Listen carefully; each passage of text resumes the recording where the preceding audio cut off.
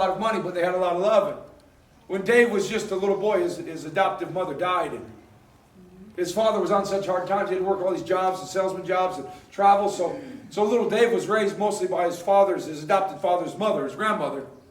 And she would fall on hard times financially. So at 10, 11 years old, he started working at restaurants. And he wasn't very good at working at first, so he got fired from his first job. And he vowed, I'll never get fired again. So this little orphan, now getting raised by his grandma, started working at another restaurant, washing the dishes better than everybody else.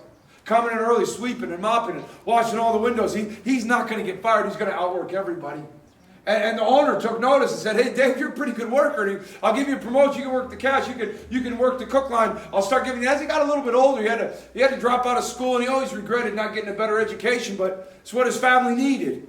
And he loved his family. He felt indebted that they took him in when he was an orphan. And Korean War broke out, and they needed some cooks in the army, so he enlisted as a cook. And he learned how to cook for the masses, and he loved it.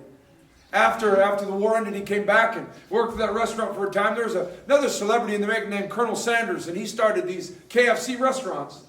And he came to the restaurant Dave was working, and the owner introduced him and said, this is one of the best young men you'll ever meet. And Dave had some suggestions for Mr. KFC and said, you got too many things on your menu, you need to dwindle it down, and let me give you some advice. And he said, this guy's giving me advice.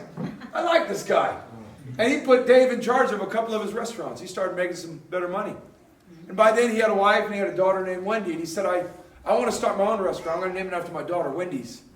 And so he opened a few and had success and opened a couple of more restaurants. And then they wanted to do some national commercials.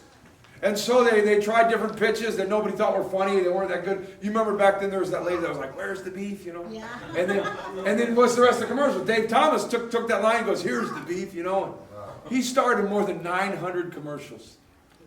Dave had such a heart for orphan kids and those in foster care. He started the Dave Thomas Foundation that would help kids in the system. Even to this very day, you can get that free Frosty on your keychain for like $3. And that money goes to help kids that are in need. They said that in the late 1980s, Dave Thomas was the most recognizable person in America. He started more than 800 TV commercials. You understand, this guy was an orphan. This guy, like 5 minutes ago, was washing dishes in the back room of some nowhere restaurant. But when he had an opportunity to be connected, when he had an opportunity to give back, man, did he get known. Today, I want to encourage us that God has a plan for each and every one of us. Amen. And that plan is not for you to be a lone wolf. You need trainers. You need mentors. You need teachers. You need people that can tell you the truth, even if you don't like it.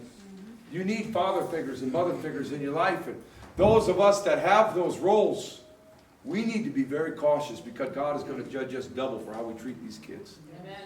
I want to invite the worship team to come, and in just a few moments we'll partake